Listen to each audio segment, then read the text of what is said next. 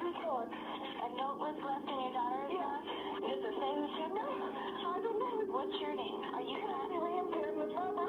Oh my God. A 6-year-old girl. Jonbenet thing. You see Jonbenet Ramsey case. After was Jonbenet Ramsey. There is actually a new twist in the Jonbenet Ramsey case. After Do you have any secrets, do you think? Did either of you have anything to do with the death of your daughter? Unfortunately, I did. What'd you get, Jonbenet? Hi, this is Barbara. And Niamh. This is the story of Jonbenet Ramsey. Jonbenet Patricia Ramsey was a 6-year-old beauty queen from Boulder, Colorado.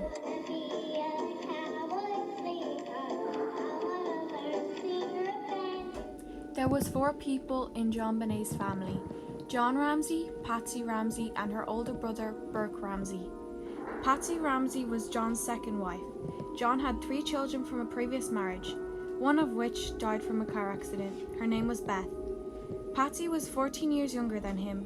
She was Miss West Virginia. She had a degree in journalism, and she even used to work for John.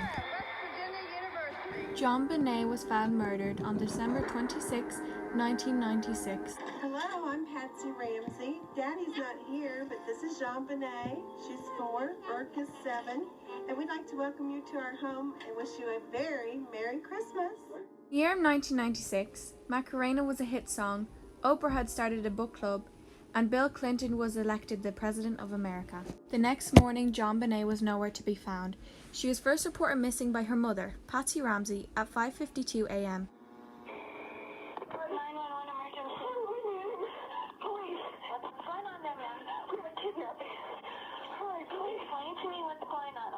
Her mother stated that a ransom note was found on the stairs, requesting $118,000 for the return of Jonbenet. There's a note left in our daughter's house. A note was left in your daughter's house? How old is your daughter? 6 years old. She's gone. 6 years old. How long ago was it? I don't know. I just found the note. And my daughter's. Does it say who took her? What? Does it say who took her? I don't know. There's a ransom note here. It's a ransom note? It says SBTC. Victory. Okay, what's your name? Are you Ramsey and Barbara? Oh my God. The ransom note was very sketchy. Why was it 3 pages long? Investigators wrote out the note to see how long it would take, and it took 21 minutes. So why would the robbers want to stay in the house for 21 extra minutes just to write a ransom note? It took 21 and a half minutes just to write this thing. If it were original text, it would have taken so much longer because somebody is thinking of what to write. But even if they did it this fast, that's 21 and a half minutes that they could have been gone. Do you know how long she's been gone? No, I don't. Please, we just got out. Is she on here?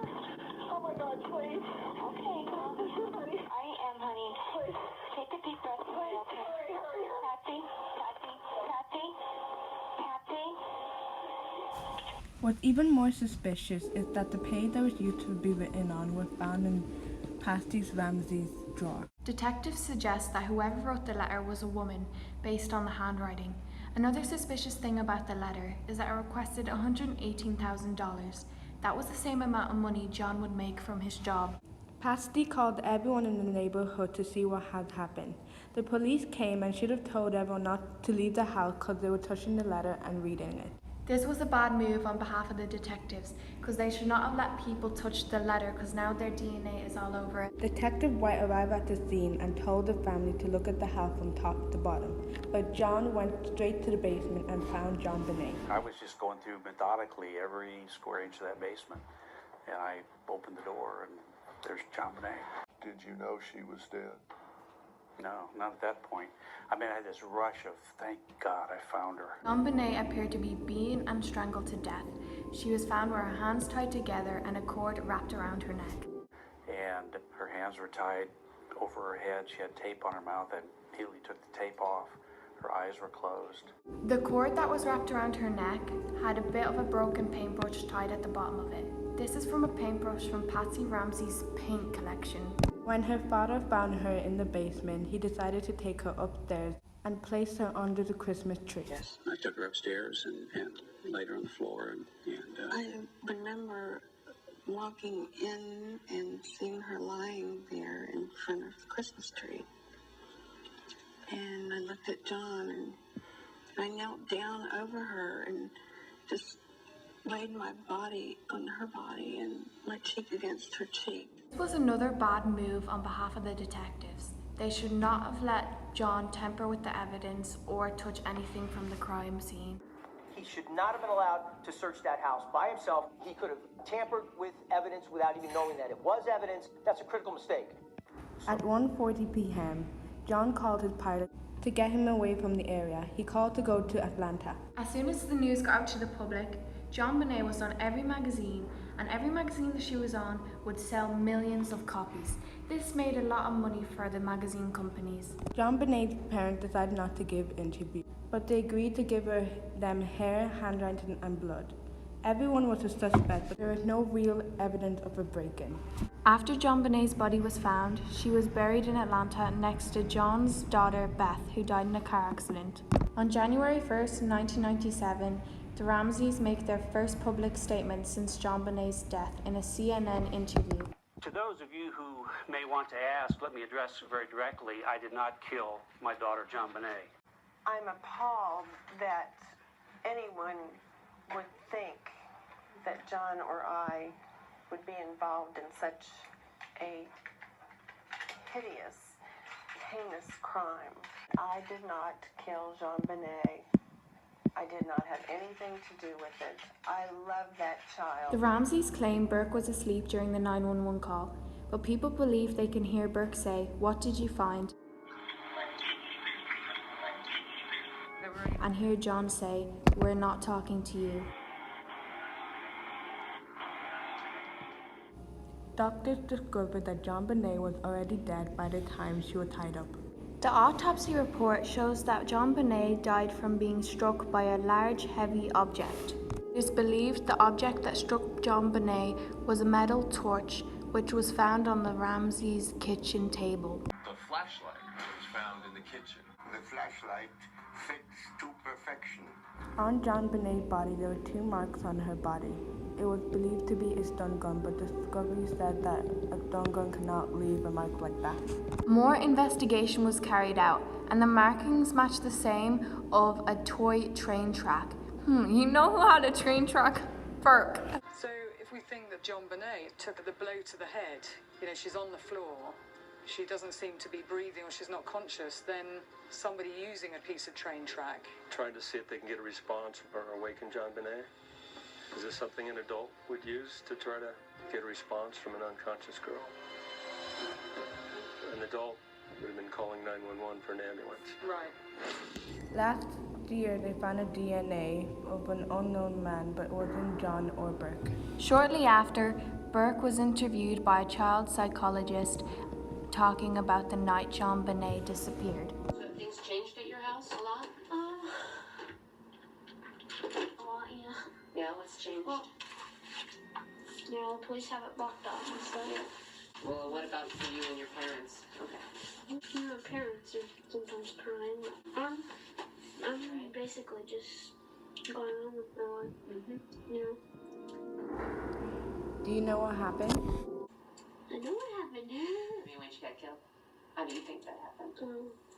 I think, I asked my dad where did they find her body, and my dad said I found it down in the basement, and so I think that someone took her very quietly and took her down the basement, and then maybe took a knife out, or maybe a hammer on the head, maybe. So, do you have any secrets?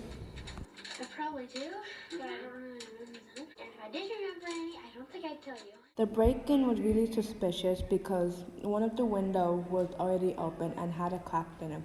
John said that the window was already cracked a long time ago because he used it to get into the house whenever he was locked out. You knew there was a broken window downstairs, right? Well, I had broken that glass and then opened the window to get in previous summer because I'd left my key and Patsy was gone. Another thing that showed crime scene was that there was a huge spider web on the window, meaning if someone was to go inside the house, the spider web should have been gone. In the crime scene video, this was completely intact, but I'm not sure if the intruder or intruders, if they were coming through, would really be thinking, hang on, there's a cobweb there, I must leave that intact. Right.